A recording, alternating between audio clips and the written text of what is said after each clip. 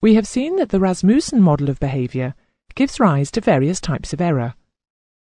But there are many other ways to categorise error, such as the design versus operator model. In aviation, emphasis is often placed upon the errors of the frontline operators, who may include flight crew, air traffic controllers, or maintenance engineers. Pilot error was to blame for an Airbus crash in Toronto in 2005, when the pilot touched down too far down the runway and failed to stop. However, errors may have been made by aircraft designers before an aircraft even leaves the ground, such as flawed procedures or false parameters programmed into a flight computer. This was the possible cause of a famous and controversial crash of an Airbus A320 at an airshow in 1988. During a low-altitude flypast, the flight computer did not seem to respond to the pilot's commands to raise the nose and increase engine power. As a result, the aircraft flew into trees at the end of the runway and exploded, killing 3 people. Errors can also be categorized as variable or constant. Variable errors, such as the widespread scatter of bullets being aimed at a bullseye, may be close to attaining their goal, but it is hard to predict where the next bullet will go. Consequently, such errors are harder to control. Whereas constant errors, as in this pattern of bullets, may be greater errors for being further away from the bullseye, but they are more easily predicted and corrected. Another way of categorizing errors is to determine whether they are reversible or irreversible. It is possible to recover from a reversible error. For example, if a pilot lowers his undercarriage during the early stage of an approach, instead of extending his flaps, he can correct this error by raising the undercarriage and extending the flaps. But if he accidentally dumps all of his fuel over the Atlantic, he will not have any options open to him. This will be an irreversible error.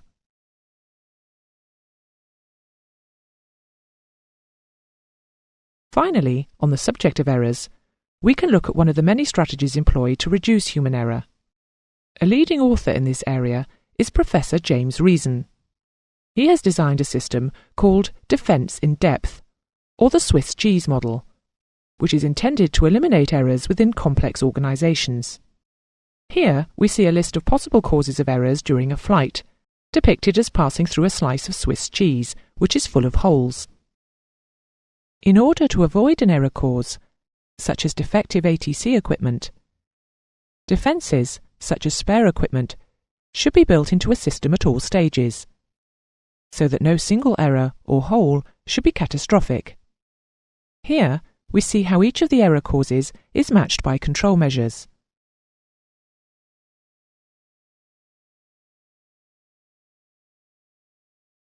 However, if several defences are breached or ignored, such as when there are poor air traffic communications, or when a pilot does not believe his instruments, or a pilot disobeys an air traffic instruction, then enough of the holes in the cheese may line up, and a catastrophe may follow. The error causes and control measures shown in the example are derived from the background to a crash in 2002, when 2 aircraft collided over Germany. One of the radar screens was not working at air traffic control, and one air traffic controller had just gone to lie down, as he expected there to be little traffic that night. The TCAS systems of the 2 aircraft detected a possible collision, as eventually did air traffic control. The pilot of one aircraft obeyed his TCAS instruction and descended, while the other chose to ignore his TCAS instruction to climb and obeyed the air traffic instruction to descend. All of the defences and procedures failed in this case, and the holes in the Swiss cheese lined up. 71 people died, and the father of 2 of the dead children murdered the air traffic controller, ironically a Swiss national. A well-designed system or procedure should mean that errors are spotted, for example by readbacks and checklists, before they do any harm.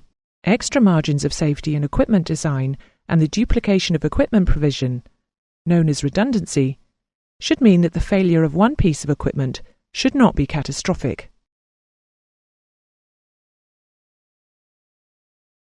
A pilot needs to know exactly where he is at any time, not just where he thinks he is. In other words, he needs his mental model of the environment to match reality. This is called situational awareness.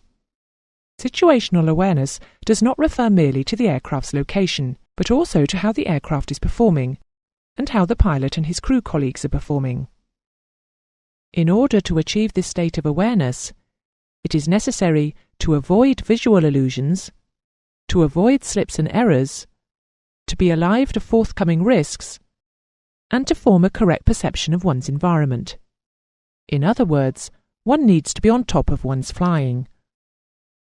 Factors which can interfere with situational awareness are stress, interruptions, distractions, fatigue, incorrect mental models, poor communications, boredom, and a lack of preparation.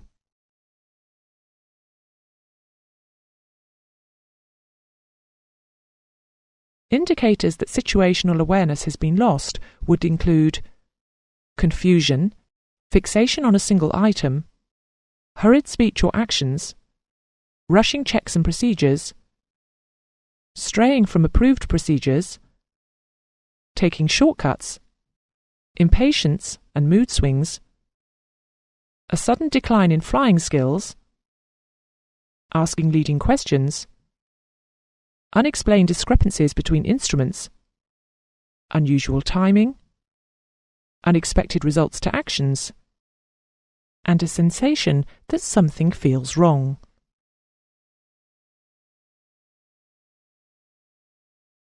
These are some of the guidelines to ensure that the best possible situational awareness is achieved and maintained. Gather as much information as possible before making a decision. Take as much time as possible before making a decision. Consider all possible interpretations of the data, not just those that fit one's mental model. Evaluate and reconsider decisions. Devise ways to test your decisions. If information does not fit one's mental model, do not dismiss it. In short, hope for the best, but plan for the worst.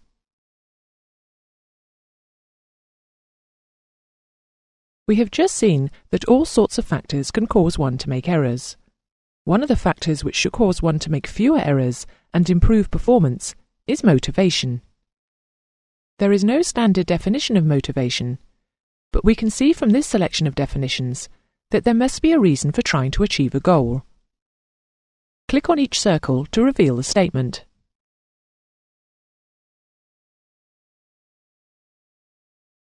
At its most basic level, motivation is driven by physiological needs, such as hunger or thirst.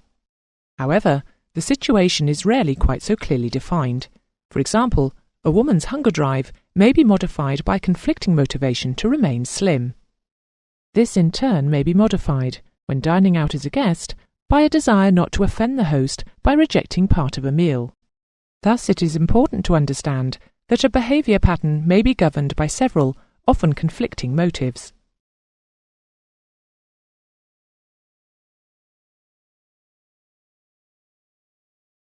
The one type of motivation with which we are particularly concerned is achievement motivation, which can be defined as the need for success and the need to achieve all of our aspirations in life. Achievement motivation can take an infinite number of forms.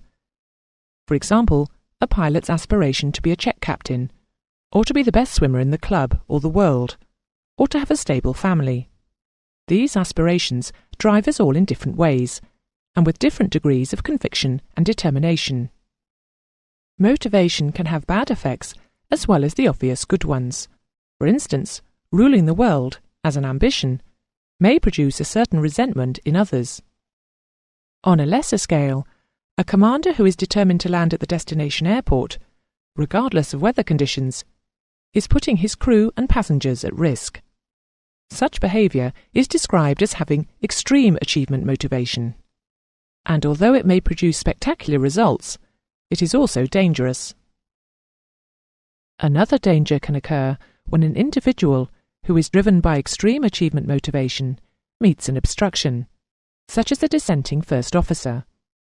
This situation can result in aggressive impulses, such as anger, stress, and frustration, all of which can lead to poor judgment and accidents.